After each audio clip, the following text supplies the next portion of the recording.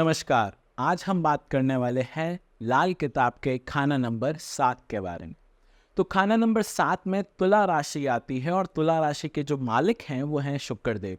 इस घर के जो कारक हैं वो शुक्रदेव तो हैं ही, लेकिन शुक्रदेव के साथ हम बुध देव को भी इस घर के कारक मानते हैं, क्योंकि बुध देव इस घर में बिजनेस एंड हमारे डेली वेजेस को रिप्रेजेंट करते हैं। तो ये पर्टिकुलर जो डिपार्टमेंट है ये बुध देव के पास है।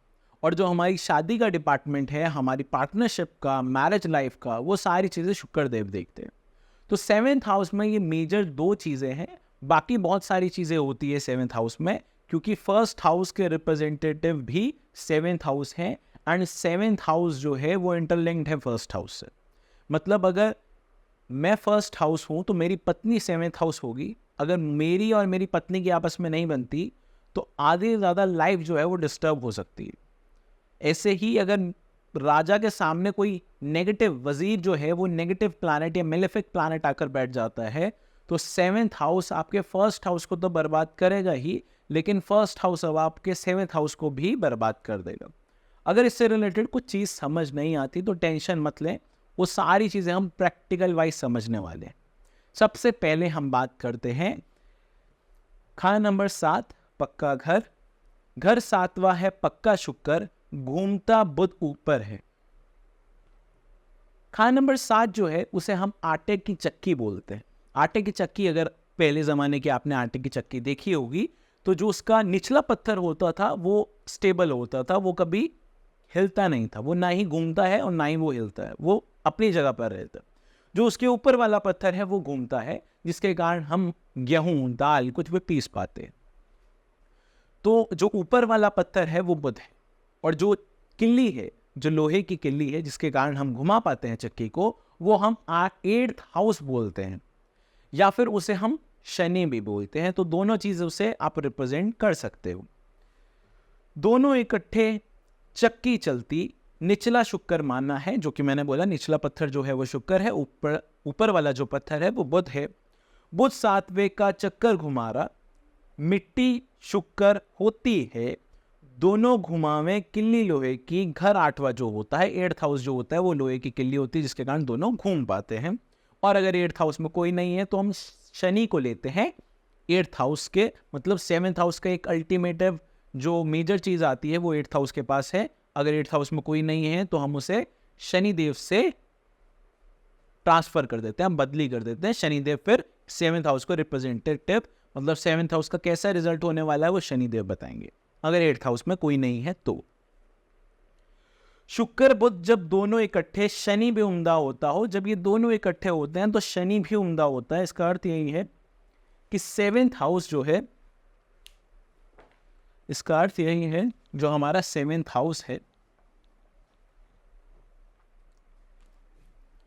7th हाउस में तुला राशि आती है, जो कि शनि जिस राशि में उच्च के होते हैं, शनि इस राशि में उच्च के होते हैं। अब इस कारण ये बुध एंड शुक्र, बुध प्लस शुक्र को शनि के उम्दा बोल रहे हैं। लेकिन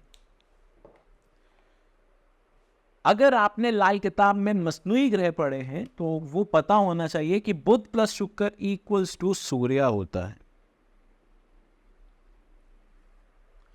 बुध प्लस शुक्र इक्वल्स टू सूर्य होता है।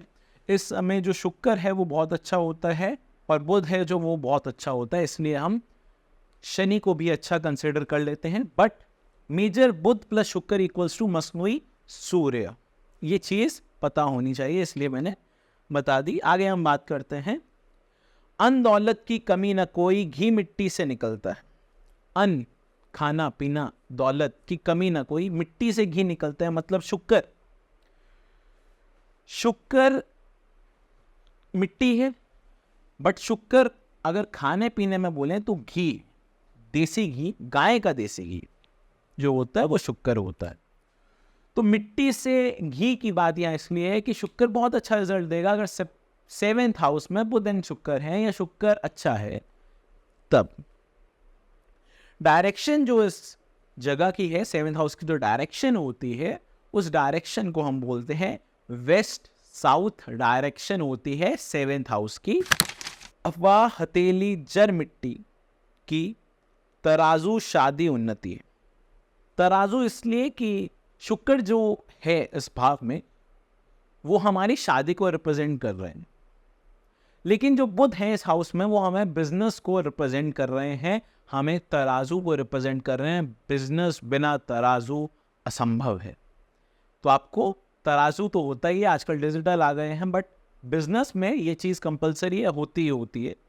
कोई भी बिजनेस ऐसा नहीं होता जिसमें वेइंग मशीन नहीं हो। अब डिजिटल मार्केटिंग वाले जो लोग हैं या फिर जो ऑनलाइन काम कर रहे हैं उसे बिजनेस नहीं बोलते। अगर वो बड़ी कंपनी भी बना चुके हैं अपने इसी चीज़ में तो उसे हम राहु से संबंधित कर देते हैं। 7th हाउस से उसका कोई लेना देना नहीं। वो बिजनेस जिसमें तराजू का काम होता है वही बिजनेस 7th हाउस के बिजनेस गिने जाएंगे। 7th house, 1st house, 8th house, 11th house, 2nd house. 1st house में कोई भी प्लैनेट है, मान लीजिए 1st हाउस में सूर्यदेव, 1st हाउस में सूर्यदेव है, इस भाव में शनि है, तो हम ये बोलते हैं कि हमारी मैरिड लाइफ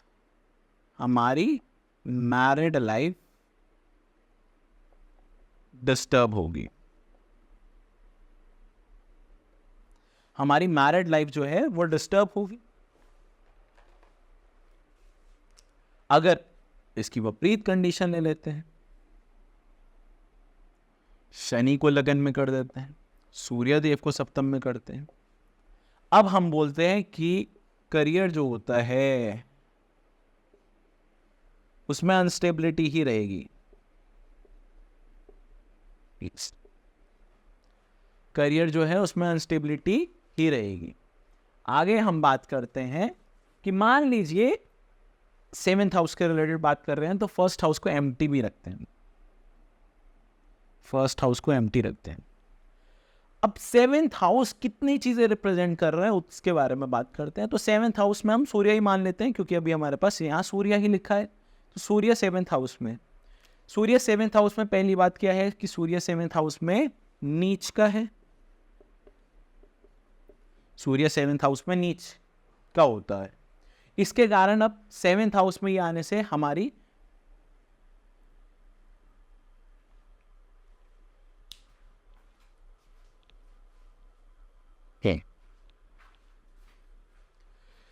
सूर्य नीच का है। इसके कारण क्या होता है, हमारे 7th हाउस में जो शुक्र एंड बुध है इन दोनों से रिलेटेड मेलेफिक रिजल्ट मिलेगा।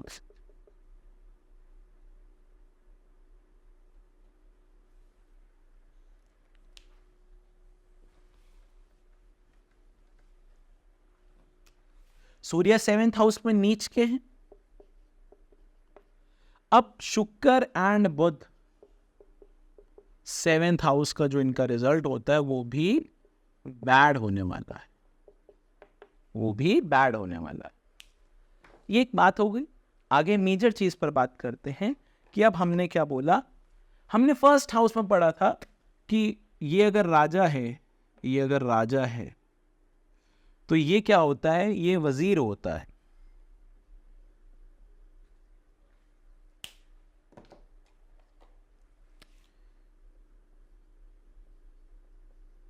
ये वजीर होता है, वो राजा है तो ये वजीर।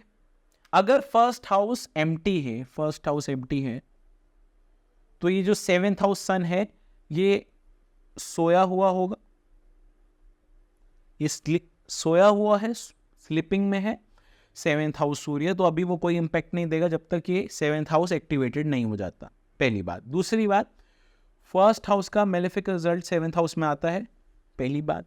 हमने बोला कि 7th हाउस जो ये चक्की है इसको घुमाता कौन है, 8th हाउस, तो 8th हाउस पर इंपैक्ट हो रहा है। 1st house, 7th house, 8th house, ये 3 हाउस पर डायरेक्टली इंपैक्ट हो रहा है एक हाउस से। आगे हम बात करते हैं कि 7th हाउस जो है वो 11th हाउस को हेल्प देता है।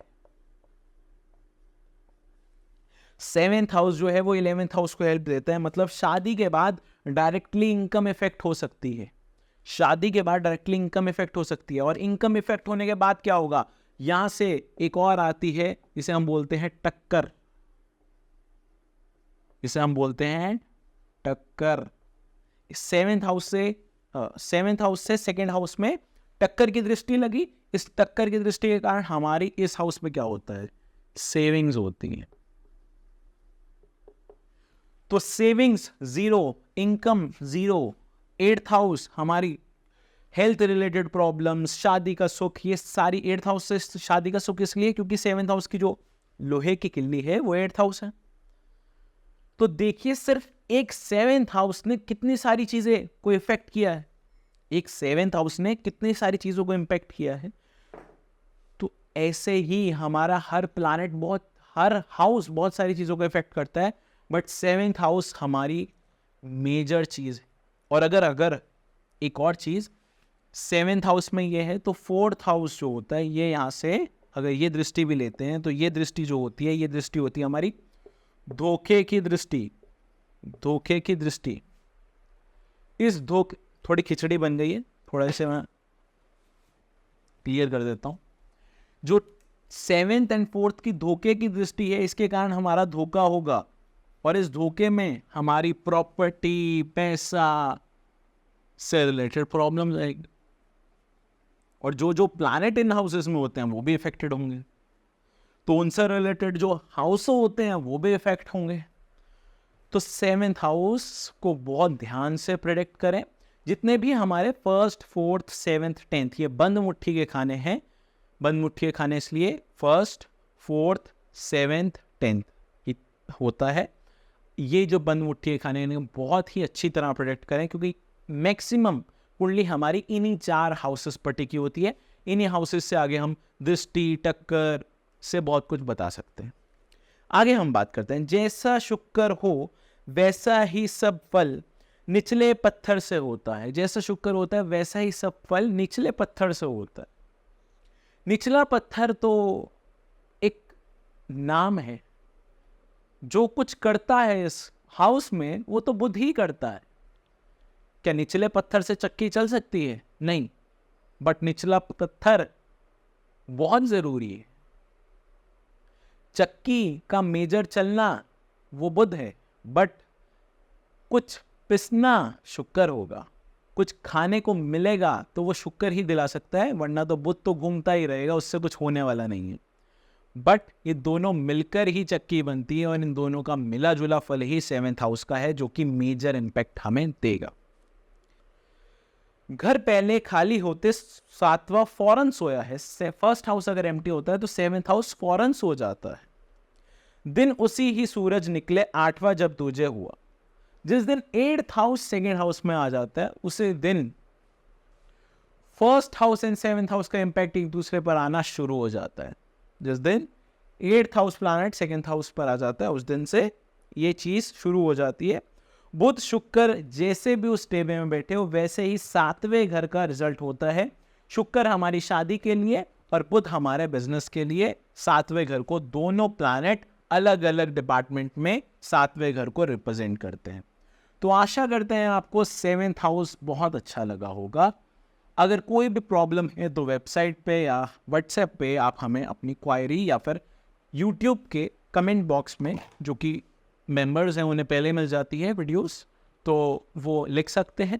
उनकी कोई भी अन्य डाउट है वो भी कमेंट में लिख सकते हैं, उन्हें हम एंटरटेन ज़रूर करेंगे। जो भी क्वायरी होगी उससे सारी चीज़ से रिलेटेड हम समाधान उनको ज़रूर देंगे। आगे हम एक महत्वपूर्ण चीज़ के बारे में बात करने जा रहे हैं, वो ये है कि 7th house 8th house linked है। अगर किसी व्यक्ति ने मुश्तरका खाने नहीं देखे हैं तो मुश्तरका खाने ज़रूर देखें। अब हम YouTube पे हमारे मुश्तरका खाने जो हैं हमने वो वीडियो पब्लिक कर दी है, तो मुश्तरका खानों से आपको और अच्छा समझ आएगा कि 1st, 7th, 8th, 11th का एक मुश्तरका होता है लाल किताब के अंदर, उससे आपको और ज़्यादा चीज़ें समझ आएगी। तो आज के लिए इतना ही, मैं अपनी वाणी को यहीं विराम देता हूँ। मिलते हैं किसी नई वीडियो में किसी नए टॉपिक के साथ, तब तक के लिए धन्यवाद।